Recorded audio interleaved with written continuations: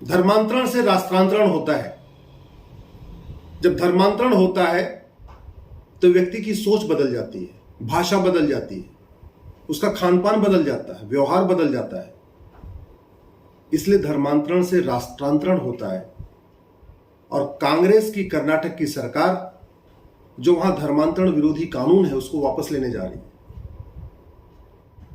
पहली बात तो यह कि कांग्रेस की राज्य सरकारें जो कुछ काम करती हैं वो 3 लोगों की सहमति से करती हैं, और वो 3 लोग हैं राहुल गांधी, प्रियंका गांधी और सोनिया गांधी। इसलिए अगर कर्नाटक की सरकार धर्मांतरण विरोधी कानून को वापस लेने जा रही है, इसका मतलब राहुल गांधी, प्रियंका गांधी, सोनिया गांधी की उसमें सहमति है। बिना राहुल, प्रियंका, सोनिया गांधी जी से पूछे हुए कांग्रेस में एक पत्ता भी नहीं हिलता।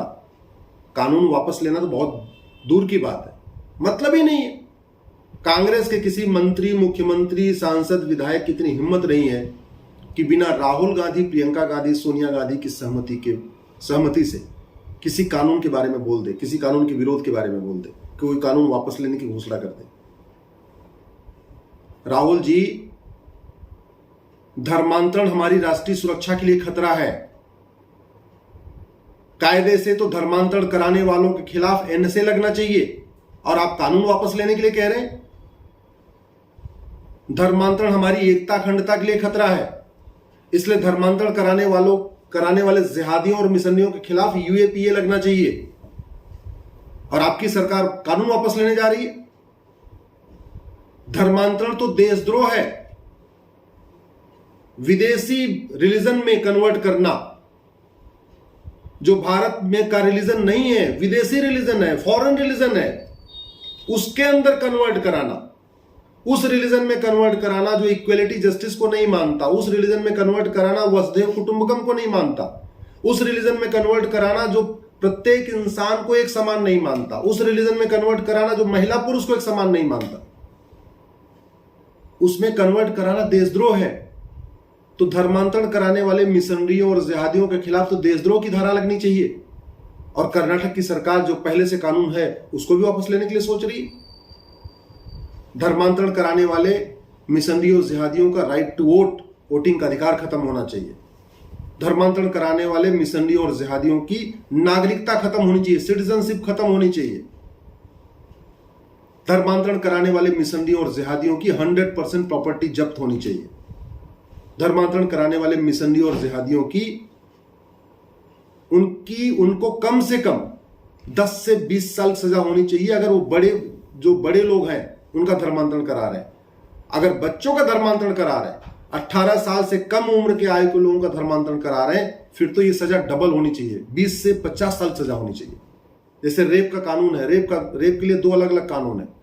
18 साल से ऊपर अगर किसी महिला के साथ बलात्कार हुआ तो आईपीसी का सेक्शन 375 लगता है, लेकिन 18 साल से कम उम्र में अगर बलात्कार होता है तो पॉक्सो लगता है।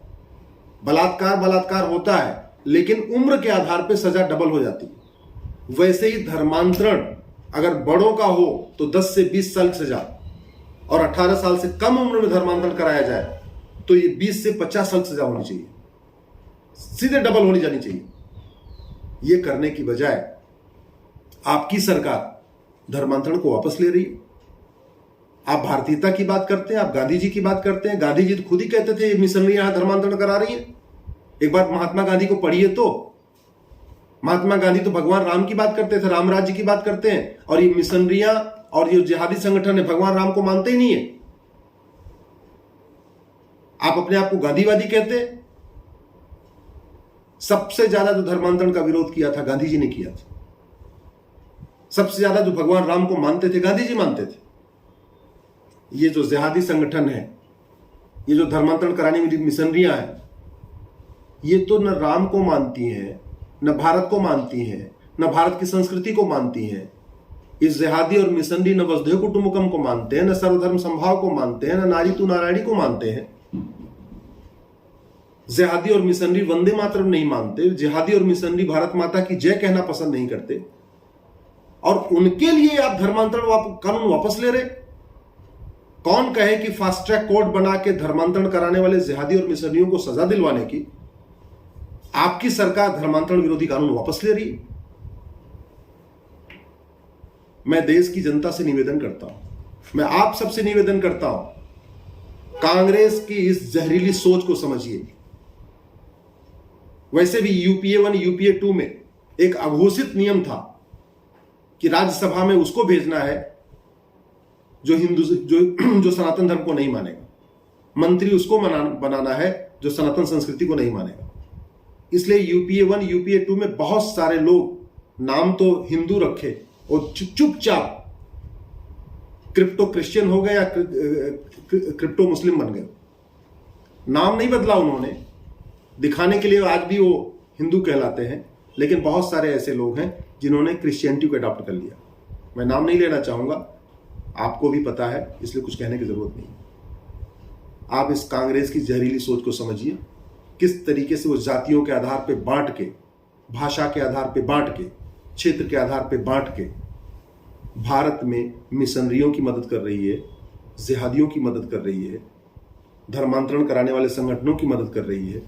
और अगर धर्मांतरण नहीं रोका गया, धर्मांतरण कराने वाले जिहादियों और मिशनरियों के खिलाफ ये 5 कानून नहीं लागू किए गए, इनके खिलाफ एनएसए नहीं लगाया, इनके खिलाफ यूएपीए नहीं लगाया, इनके खिलाफ देशद्रोह की धारा नहीं लगाई, इनका right to vote, voting right नहीं छीना, इनका सिटीजनशिप, इनकी नागरिकता नहीं छीनी, इनकी 100% प्रॉपर्टी नहीं जब्त किया, इनको 10 से 20 साल सजा नहीं दिया, और बच्चों के अगर धर्मांतरण कराया तो 20 से 50 साल सजा नहीं दिया।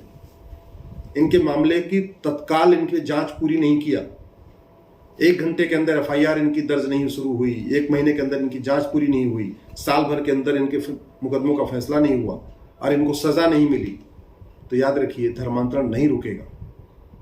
अपनी जातियों से ऊपर उठिए, अपनी भाषा से ऊपर उठिए, दल गुलामी छोड़िए, नेताओं की चमचागिरी छोड़िए, कठोर कानून की मांग करिए। आप जहां पे भी हैं, जिस भी पार्टी में हैं, अपनी पार्टी से ऊपर उठिए। भारत बचेगा तो पार्टियां बचेंगी, भारत बचेगा तो नेता भी बचेंगे। पाकिस्तान में न कोई गांधी को पूछता है, न नेहरू को पूछता है, न सरदार पटेल को पूछता है, न कोई अंबेडकर को पूछता है। पहले पाकिस्तान भी तो भारत था ना, है कोई पूछने वाला वहां पे गांधी जी को, नेहरू जी को, सरदार पटेल को, डॉक्टर अंबेडकर को? बांग्लादेश भी पहले भारत था, है वहां कोई पूछने वाला गांधी जी को, पटेल साहब को, सरदार पटेल को और नेताजी को? है कोई पूछने वाला? नहीं है ना। दल गुलामी नहीं छोड़ोगे तो बर्बाद हो जाओगे। जातियों में बटे रहे इसलिए अफगानिस्तान से गायब हो गए, जातियों में बटे रहे पाकिस्तान से गायब हो गए, जातियों में बटे रहे बांग्लादेश से गायब हो गए, जातियों में बटे रहे कश्मीर से गायब हो गए, जातियों में बटे रहे नागालैंड से गायब हो गए, मिजोरम से गायब हो गए, मणिपुर से गायब हो गए, मेघालय से गायब हो गए। जातियों में बटे रहे, देखते देखते असम की डेमोग्राफी बदल गई, 9 जिले असम के 9 जिलों से गायब हो गए। जातियों में बटे रहे, पूरा बंगाल का बॉर्डर एरिया की डेमोग्राफी बदल गई। जातियों में बंटने के कारण भारत के 9 राज्यों से खत्म हो गए। अगर डिस्ट्रिक्ट वाइज देखो तो 200 जिलों से खत्म हो गए, तहसील वाइज देखो तो भारत की 300 तहसील से खत्म हो गए। और भारत के जो बॉर्डर का 283 ब्लॉक है, जहां पे ब्लॉक प्रमुख होते हैं, भारत में बॉर्डर पे 283 ब्लॉक हैं। 283 ब्लॉक की डेमोग्राफी बदल चुकी है। जितने भी बॉर्डर के ब्लॉक हैं, जो भारत के ब्लॉक्स बॉर्डर पे हैं, चाहे वो पाकिस्तान को टच करते हैं या बांग्लादेश को टच करते हैं या म्यांमार को टच करते हैं, या जो समुद्री एरिया जो है अपना गुजरात का समुद्री एरिया, महाराष्ट्र का समुद्री एरिया, जो बॉर्डर के ब्लॉक हैं, वहाँ 50% हिंदू बचे हैं। हिंदू वहाँ से खत्म हो चुके हैं और कहीं कहीं तो मात्र 10% हिंदू बचे हैं बॉर्डर पे। अगर इसके बाद भी आंख नहीं खोलोगे ना, तो याद रखना 25-30 साल के बाद कोई बचाने नहीं आएगा। आज के नेता, जिन नेताओं की चमचागिरी करते हो, जिन पॉलिटिकल पार्टियों की गुलामी करते हो, 25 साल के बाद तुम्हारे बच्चे को बचाने नहीं आएंगे। 25 साल के बाद ये तुम्हें देखने नहीं आएंगे। अगर ये धर्मांतरण नहीं रोका गया, कठोर कानून नहीं बना, तो याद रखना जो 1947 में हुआ था वही 2047 में भी होगा। अगर ठीक लगे इस वीडियो को अपने सांसदों को भेजना, अपने विधायकों को भेजना, अपने पसंदीदा नेताओं को भेजना। अगर किसी जज को जानते हो उसको भेजना, किसी IAS IPS को जानते हो उसको भेजना। इस वीडियो को अधिक से अधिक शेयर करना।